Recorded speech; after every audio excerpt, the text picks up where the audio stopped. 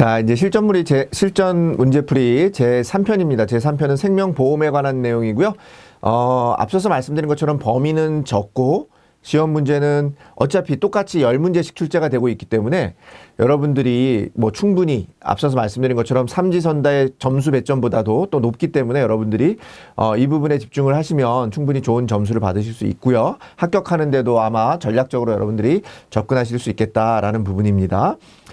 자, 우리 가로 안에 들어갈 단어가 맞는 거, 원래 이제 생명보험은 보험회사니까요. 회사는 상법에 적용을 받죠, 일반적으로. 근데 이제 상법에서 적용받기에 한계가 일어서 이제 실은 보험업법이라고 하는 게 이제 새로 만들어져서 보험업법의 규정을 받습니다.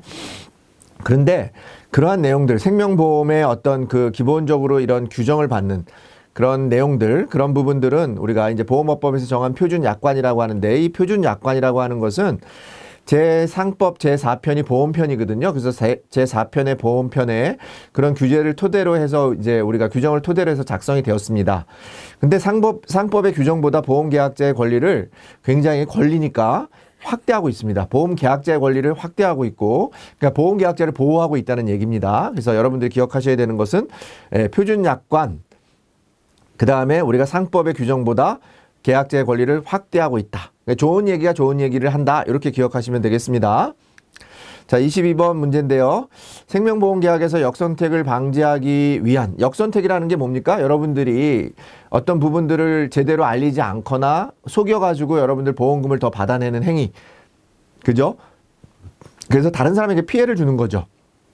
그런 거를 방지하기 위해서 우리는 건강검진을 하는 겁니다. 여러분들은 건강하다고 얘기할 수 있지만 검진을 통해서 우리가 확인하는 거고, 고지 의무를 통해서 여러분들이 혹시 중요하게 알려야 되는 사항들을 알려서 우리가 역선택을 방지하는 거고, 언더라이팅이라고 하는, 우리가 이거를 우리 표현을 하면 계약심사인데요. 계약심사라고 하는 것, 계약적부심사를 통해서 우리가 이 사람은 위험한데 이 보험에 가입하면 안 된다. 왜? 다른 사람한테 피해를 줄 수 있으니까. 그게 뭐냐면 역선택을 막는 거거든요. 그래서 우리가 일반적으로 건강검진, 고지 의무, 그 다음에 언더라이팅을 통해서 역선택을 방지하고 있습니다. 적합성 원칙이라고 하는 것은 역선택하고는 관계없이 우리가 적합한 사람이 변액보험이나 이런 것들, 위험한 투자 상품에 가입할 때 그 사람이 어떤 나이나 이런 부분들이 적합한 거. 그러니까 그거는 위험하지 않은 거거든요. 변액보험이라고 하는 것은 돈이 필요한 사람한테 돈을 줘야 되는 거니까 뭔가 이게 보험금을 더 받아야 되는 거에 대해서는 우리가 역선택이라고 하는 표현을 쓰지만, 적합성 원칙이라고 하는 것은 여러분들의 피해를 줄 수 있기 때문에 여러분들의 어떤 자금 상황이나 어떤 그런 경제 상황 같은 것들을 정확하게 고려해서 상품을 적합하게 만들어줘, 적합한 상품을 추천해주는 게 필요하다는 게 적합성 원칙이니까 그러한 부분들은 우리가 역선택하고는 관계가 없다. 이렇게 기억하시면 되겠습니다. 자, 다음에서 생명보험 상품에 대한 설명으로 틀린 거.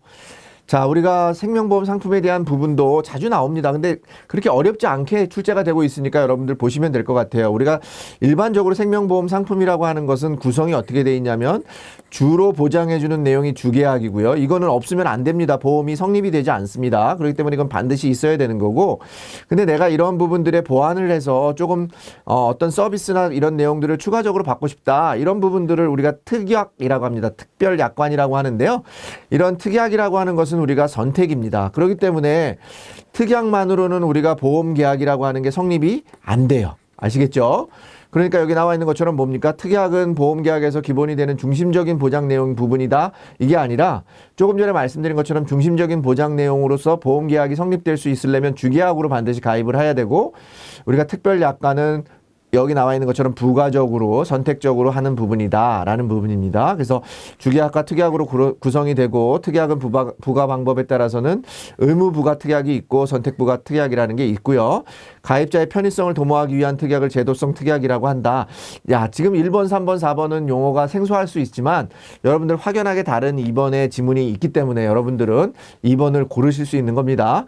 그러니까 문제를 푸시면서 쭉 읽다가 확연하게 여러분들이 틀렸다라고 구분이 되는 문제에 대해서는 여러분들이 그냥 그거를 확신하고 여러분들이 답을 고르시는 게 실은 문제 푸는 요령 중에 하나입니다. 다 읽어보면은 오히려 혼돈을 줄 수가 있잖아요. 그러니까 읽다가 보면 확연히 틀린 부분이 있다. 그러면 그 부분을 표시하고 바로 정답으로 체크하는 방법도 문제 푸는 좋은 요령이니까 같이 기억하시면 좋겠습니다. 자, 특별 계정에서 운영되는 생명보험 상품이 아닌 거. 자, 이거는 뭐 매번 출제되는 건 아니지만 그래도 여러분들이 쉽게 우리가 풀 수 있고 중요하게 그래도 한두 번씩은 자주 나오는 문제니까 같이 기억하시면 좋겠습니다.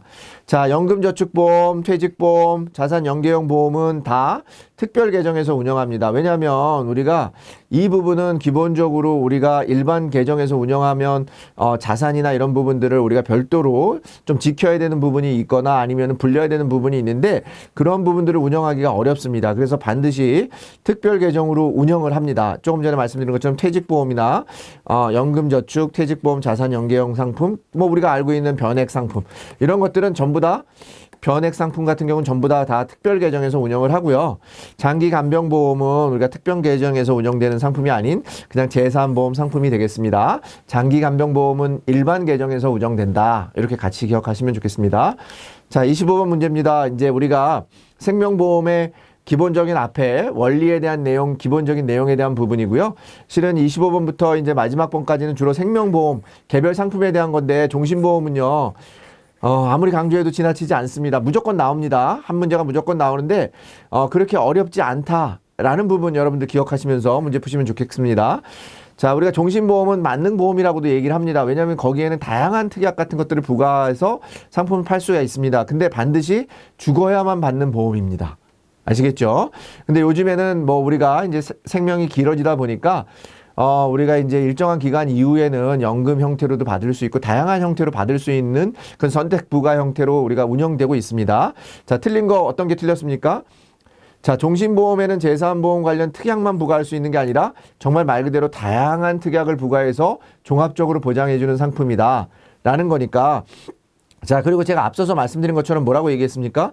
뒤에 만자가 들어가거나 언제나 이런 들이 들어가면 특리로 확률이 높으니까 이런 부분들 읽으면서 이런 부분 표시했다가 이런 부분이 확실히 틀렸구나 라고 하는 부분이 여러분들이 그 인식이 되면은 그걸 정답으로 골라내시는 요령, 문제 푸는 요령을 여러분들이 다시 한번 좀 상기해 보시면 좋겠습니다. 자, 26번 이제 종신보험, 교육보험 또는 어린이보험 뭐 이런 부분들은 우리 생명보험의 아주 대표적인 상품이니까요. 여러분들 반드시 기억하시면 좋겠습니다. 자, 우리가 교육보험하고 어린이보험 간단하게 구분하면 교육보험은 저축성 보험입니다. 저축성 보험이고 어린이보험이 우리가 보장성 보험입니다. 그러니까 교육보험이라고 하는 것은 우리가 옛날에 그 어려웠을 때 교육비를 내기 어려웠을 때 지금 그래서 어렵지 않기 때문에 교육보험은 점점 인기가 줄어들고 있는 거예요. 어린이 보험이 점점 인기가 높아지고 있다 이렇게 같이 기억하시면 좋겠고요. 그러다 보니까 부모가 사망해도 부모가 사망하면 사망보험금 주고 계약이 소멸되는 게 아니라 부모가 사망하는 거하고 관계없이 계약이 소멸되는 것이 아니라 교육자금 및 양육자금을 지급해서 우리가 부모가 사망하더라도 우리 계약자가 우리가 그 계약자의 자녀가 계속해서 우리가 뭐 어떻게 되는 거예요? 교육을 받을 수 있도록 해주는 그런 제도가 교육보험이다라는 부분이니까 우리가 사망보험금을 부모가 사망한다 그래서 계약이 소멸되는 것은 아니다. 이렇게 기억하시면 되겠습니다. 그러면은 우리가 어린이가 죽으면 어떻게 되겠습니까? 만약에 교육 피보험자인 대상인 어린이가 죽으면 당연히 그러면 계약 피보험 대상이 없어지는 거니까 보험 대상이 없어지는 거니까 그때는 우리가 납입한 보험료나 아니면 책임 보험금 중에 더 큰 금액이나 이런 부분들을 지급하고 계약은 소멸하는 거죠. 아시겠죠?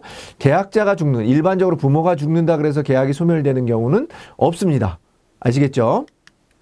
자, 유니버설 보험입니다. 우리가 이제 유니버설 보험이라고 하는 것은 보험료 납입이나 추가 인출이나 이런 것들이 자유로운 것들을 우리가 유니버설 보험이라고 하는데요. 잘못 설명한 거 고르는 문제니까 우리가 유니버설 보험 같은 경우는 변액 유니버설 보험도 있지만 일반 유니버설 보험도 있죠. 그렇기 때문에 변액은 특별 계정에서 운영하지만 우리가 일반 유니버설 같은 경우는 일반 계정에서도 운영하니까 일반 계정에서는 운영되지 않는다. 이 대답이 틀린 부분이 되겠습니다.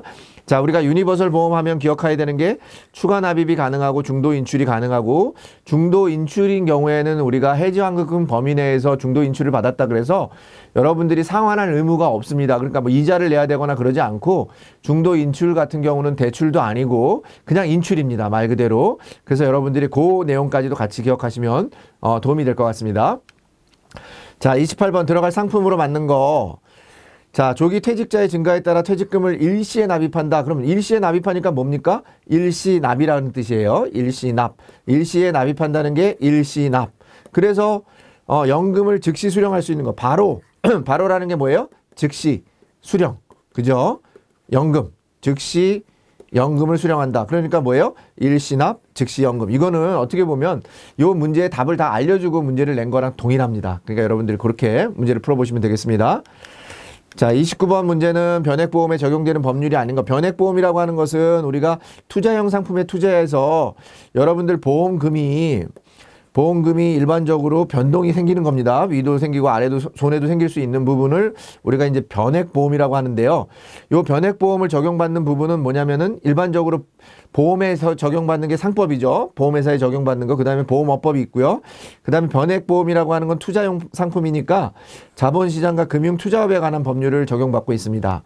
여신전문금융법이라고 하는 건 뭐에 적용받는 거예요? 카드사나 여러분들 리스사, 렌탈회사 이런 데 적용받는 내용이 되겠습니다. 자, 이제 30번 마지막 문제인데요. 자, 사망보험금 지급 사유에 해당하지 않는 거. 자, 사망보험금을 지급하지 않는 경우는 뭐냐면은 우리가 어린이 보험 같은 경우 보장성 보험에 만 15세 미만 피보험자가 사망하게 되면은요. 우리가 어린이 보험 같은 경우에는 원래는 사망급부를 할 수가 없어요. 그런데 15세 미만의 사망자가 미만의 피보험자가 사망을 한다 그러면 앞서서 말씀드린 것처럼 사망보험금을 지급하는 게 아니라 납입한 보험료 전액과 책임준비금 중에서 큰 금액을 지급하고 계약은 소멸하는 겁니다. 그래서 어린이 보험은 사망보험금 지급이 없다. 이렇게 그냥 화원적으로 기억하시면 좋겠습니다. 자, 이상으로 3편 강의를 마치도록 하겠습니다.